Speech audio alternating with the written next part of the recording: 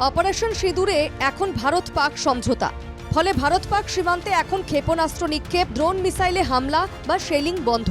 কিন্তু পূর্ণমের মুক্তি কবে, সেই প্রশ্নের উত্তর জানা নেই হুগলির রিষ্যার বাসিন্দা পূর্ণমের স্ত্রী রজনী সাউয়ের। বাড়িতে অসুস্থ শাশুড়ি, শ্বশুরেরও বয়স হয়েছে, রয়েছে কয়েক বছরের সন্তান, তার মধ্যে রজনী 3 মাসের অন্তঃসত্ত্বা। এই অবস্থায় কি করবেন তিনি? মুখ্যমন্ত্রী মমতা বন্দ্যোপাধ্যায়ের সঙ্গে টেলিফোনিক কথোপকথনে কার্যত ভেঙে পড়েন পূর্ণমের স্ত্রী রজনী। আমি এখন 3 মাসের প্রেগনেন্ট আছি ম্যাডাম। আমি এই অবস্থায় কোথাও দৌড়াবো বলুন? আমি তো কাংড়া। আপনি কোথাও দৌড়াবেন না, আপনি এখানেই থাকুন। আপনি কাছাকাছি কোনো কাজ করতে পারেন, জাস্ট ওখানে সামনে, যতক্ষণ পর্যন্ত এই ব্যাপারটা না মিটছে।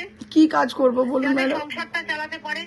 তাহলে ঠিক আমি আছে। অলরেডি ভেবেছিলাম ওরা নিশ্চয়ই করবে, কারণ ওদের আন্ডারে কাজ করে। কিন্তু আচ্ছা। আমি এটা ভাবতে পারিনি যে এতদিন পরে ওরা কেয়ার করবে না। ওই- আমি দেখি আমার অন্য সোর্স কাজে লাগাচ্ছি। পূর্ণমের বাবা ও মা দুজনেই কম বেশি অসুস্থ। ছেলের খবর না মেলায় মায়ের অসুস্থতা আরও বেড়েছে। অসুস্থ শ্বশুর শাশুড়িকে নিয়ে নাজেহাল অবস্থা রজনীর।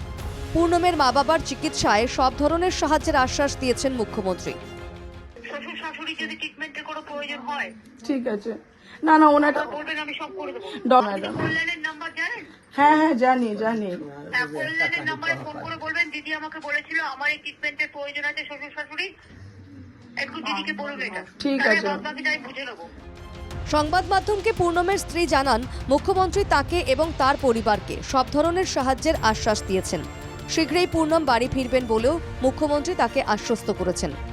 কি বলছেন কি উনি সুস্থ আছেন, আজকে বিকালে বা কালকে মিটিং হবে ওনাকে ছাড়ানোর জন্য, এইটুকু উনি বললেন কি আপনি টেনশন নিন না, আমরা 1 সপ্তাহের মধ্যে দেখছি কি করে ওনাকে আনা হবে বলে, উনি বললেন কি ম্যাডাম টেনশন নিন না, ওনাকে আনা হবে 1 সপ্তাহের মধ্যে। উনি বলছেন কি ছাড়ানো হবে।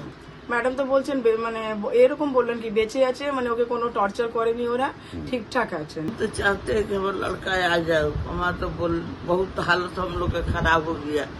20 दिन हो गया, 20 दिन में कोनो बात ना निकलल, कोनो अच्छी ना भइल, इतना कुछ हो गई। एगो लड़का के निकाले के लोग के टाइम ना लगल है।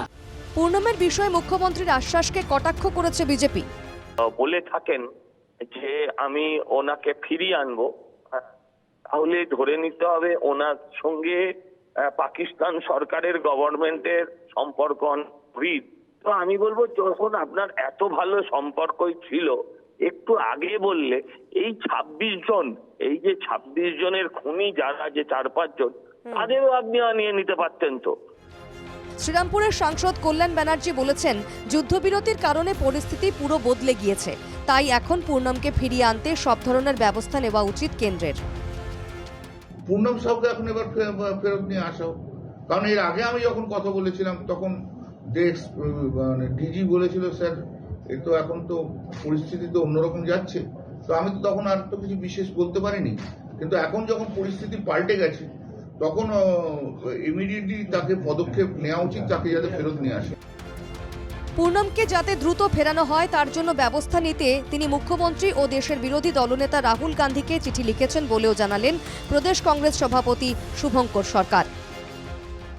এবার আমরা প্রত্যেকেই চাই তাড়াতাড়ি ফিরে আসুক। আমি মুখ্যমন্ত্রীকে চিঠি লিখেছিলাম, আমি চিফ সেক্রেটারিকে চিঠি লিখেছিলাম, গভর্নরকে চিঠি লিখেছিলাম যে ওনারা তার কথা বলুক কেন্দ্রের সঙ্গে। আমি আমাদের বিরোধী দলনেতা রাহুল গান্ধীকে আমি লিখেছিলাম এবং Rahul Gandhi defence minister, home মিনিস্টারের সঙ্গে কথাও বলেছি। স্বামী পূর্ণমের খোঁজ পেতে ছুটে গিয়েছিলেন অমৃতসরে। বারবার ফোন করেছেন বিএসএফ কর্তাদের। ফোনের ওপ্রান্ত থেকে শুধুই ধৈর্য রাখার পরামর্শ মিলেছে। 19 দিন স্বামীর সঙ্গে কোনো রকম যোগাযোগ করতে না পেরে দিশেহারা পূর্ণমের স্ত্রী রজনী। মুখ্যমন্ত্রীর আশ্বাস, এখন রজনীর কাছে আলোর ঝিলিক। হুগলি থেকে প্রসেনজিৎ ধরের রিপোর্ট, এনকেটিভি বাংলা।